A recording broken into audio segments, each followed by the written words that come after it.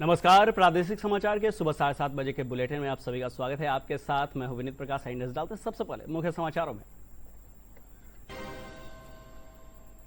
भारत और इंडोनेशिया संयुक्त आयोग की हुई बैठक। दोनों ही पक्षों ने राजनीतिक मामलों, रक्षा सुरक्षा पर की चर्चा।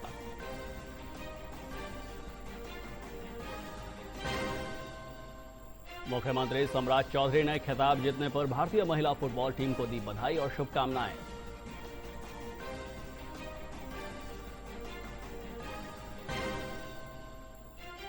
आरएसएस प्रमुख मोहन भागवत 4 दिवसीय बिहार दौरे पर। मुंगेर में कार्यकर्ता विकास वर्ग को करेंगे संबोधित।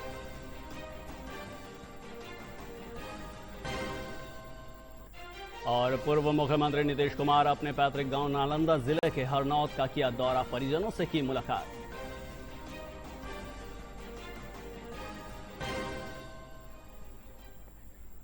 और अब खबरें विस्तार से। भारत और इंडोनेशिया के बीच आयोजित संयुक्त आयोग की बैठक से जुड़े प्रमुख मुद्दों और परिणामों पर चर्चा की गई है। कार्यक्रम में द्विपक्षीय संबंधों, व्यापार, निवेश, समुद्री सहयोग और क्षेत्रीय साझेदारी से जुड़े महत्वपूर्ण पहलुओं का विश्लेषण प्रस्तुत किया गया है। साथ ही भारत इंडोनेशिया संबंधों के रणनीतिक महत्व और इंडो पैसिफिक क्षेत्र में सहयोग की संभावनाओं पर भी प्रकाश डाला गया है। एक report.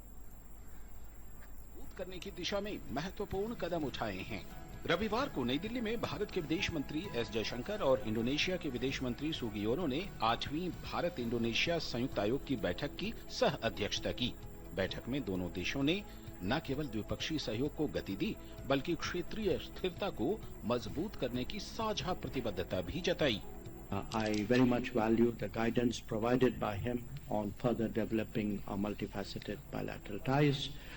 There were very fruitful discussions between Prime Minister Modi and President Prabowo during the visit, and that has certainly imparted fresh momentum to our comprehensive strategic partnership.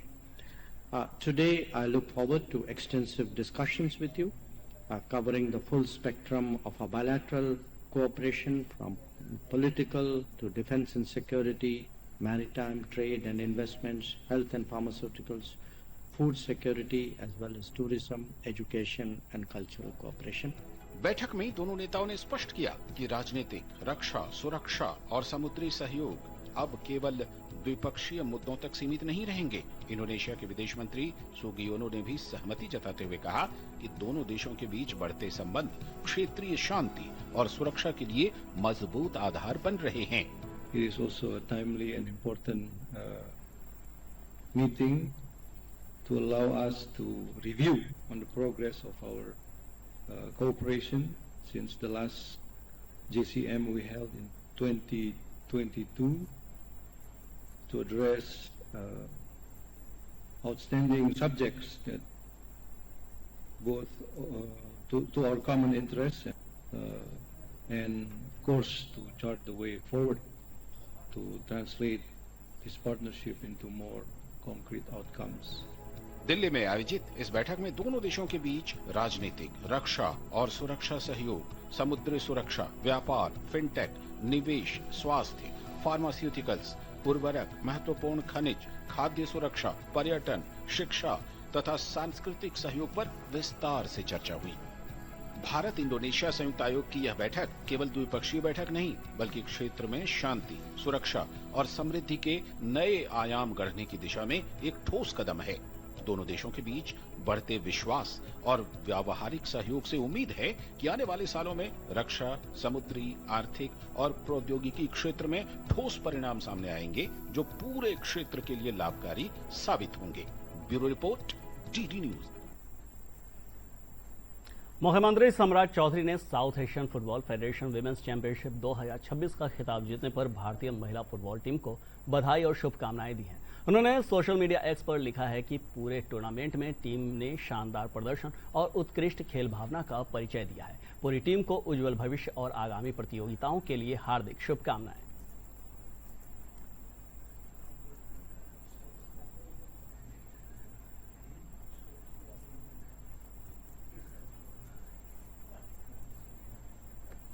RSS प्रमुख मोहन भागवत 4 दिवसीय बिहार दौरे पर हैं। मुख्यमंत्री सम्राट चौधरी ने कल पटना हवाई अड्डे पर मोहन भागवत का स्वागत किया। मोहन भागवत कड़ी सुरक्षा के बीच मुंगेर के पुरानीगंज स्थित सरस्वती विद्या मंदिर पहुंचे, जहां वे कार्यकर्ता विकास वर्ग में शामिल होकर शिक्षार्थियों को संबोधित करेंगे। 3 दिनों के प्रवास के बाद 10 जून को वापस लौटेंगे। इस दौरान कई वरिष्ठ नेता, संघ पदाधिकारी,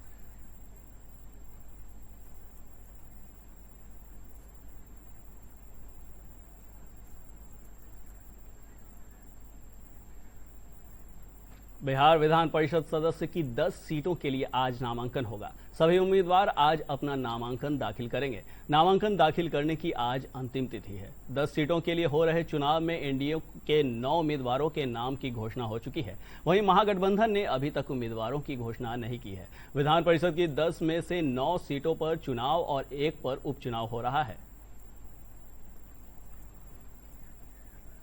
समाचारों का सिलसिला जारी रहेगा, लेकिन एक छोटे से अंतराल के बाद। बिहार अग्निशमन सेवाएं आपकी सेवा में सदैव तत्पर। आग बुझाने के लिए मिट्टी और बालू को बोरे में भरकर और 2-3 बाल्टी पानी घर में जरूर रखना चाहिए। आप जो पूजा पाठ और हवन करती हैं, उसको भी सवेरे ही निपटा लीजिएगा। खाना बनाते समय हमेशा सूती का ही कपड़ा पहनना है और यदि फिर भी आग लग जाए तो 101 नंबर पर फोन कर तुरंत फायर ब्रिगेड को बुला लेना चाहिए।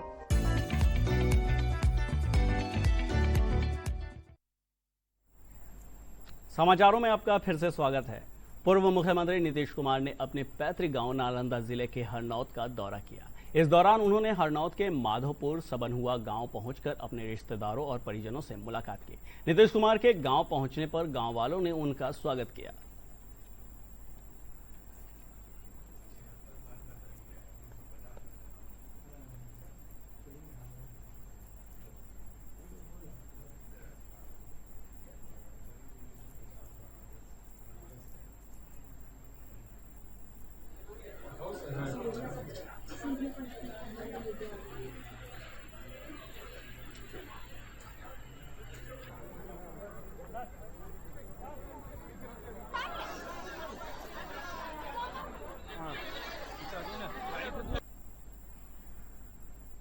घरेलू रसोई गैस सिलेंडरों की कीमतों में हालिया बढ़ोतरी के बाद राजनीतिक बहस तेज हो गई है। इस विशेष रिपोर्ट में वैश्विक ऊर्जा संकट, एलपीजी की अंतर्राष्ट्रीय कीमतों और भारत में उपभोक्ताओं को मिलने वाली राहत का विश्लेषण प्रस्तुत किया गया है।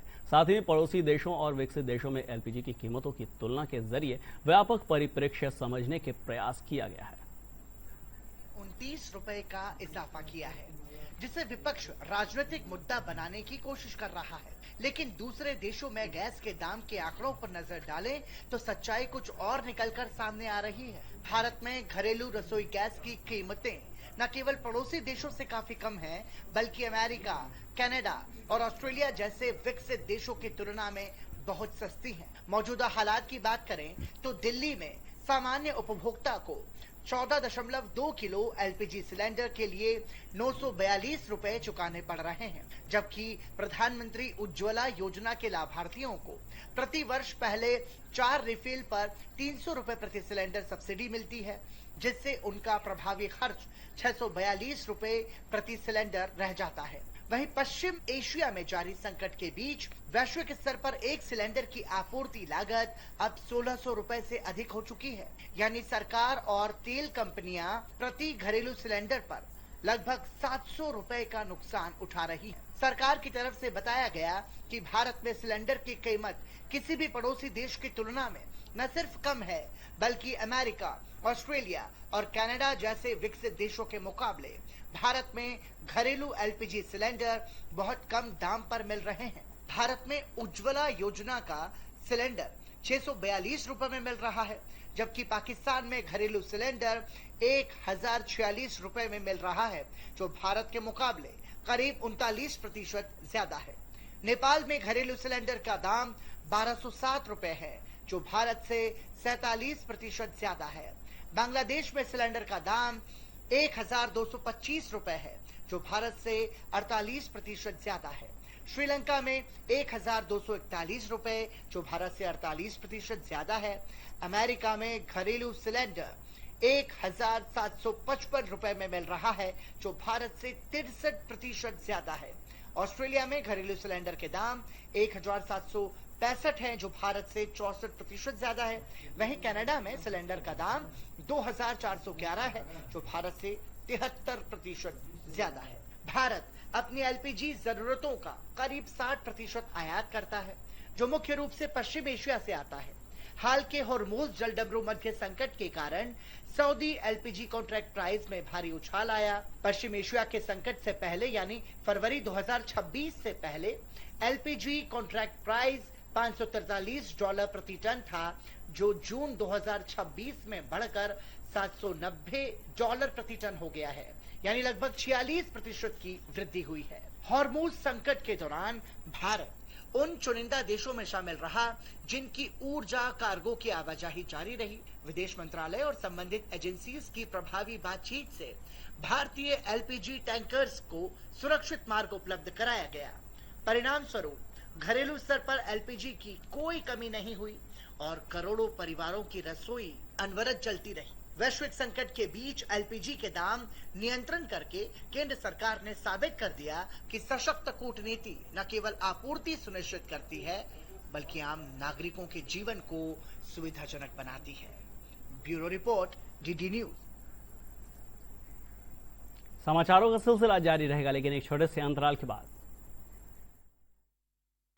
स्वास्थ्य विभाग और सूचना एवं जनसंपर्क विभाग बिहार सरकार द्वारा जनहित में जारी। समाचारों में आपका फिर से स्वागत है। एनटीए ने 21 जून को प्रस्तावित नीट यूजी पुनर्परीक्षा के लिए शहर का आवंटन कर दिया गया है। भारत में 551 और विदेश में 14 नगरों में पुनर्परीक्षा होगी। एनटीए ने कहा कि अभ्यर्थी आधिकारिक वेबसाइट से खुद को आवंटित किए गए शहर की पर्ची डाउनलोड कर सकेंगे। भारत का आम अब केवल देश में ही नहीं बल्कि दुनिया भर के बाजारों में अपनी खास पहचान बना रहा है। स्वाद, गुणवत्ता और विविधता के कारण भारतीय आमों की मांग लगातार बढ़ रही है। भारतीय आम वैश्विक बाजार में अपनी मजबूत उपस्थिति दर्ज करा रहे हैं और किसानों के नए अवसर मिल रहे हैं। साथ ही समझिए निर्यात, उत्पादन और अंतर्राष्ट्रीय बाजार में भारतीय आम की बढ़ती लोकप्रियता की पूरी कहानी। आकर्षित कर रही हैं। अंत में मुख्य समाचार एक बार फिर।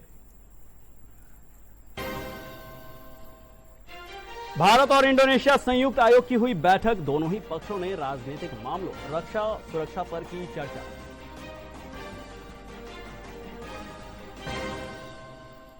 मुख्यमंत्री सम्राट चौधरी ने खिताब जीतने पर भारतीय महिला फुटबॉल टीम को दी बधाई और शुभकामनाएं।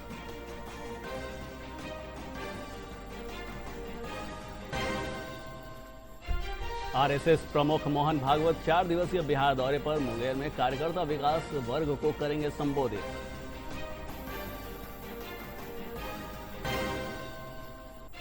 और पूर्व मुख्यमंत्री नीतीश कुमार अपने पैतृक गांव नालंदा जिले के हरनौत का किया दौरा, परिजनों से की मुलाकात।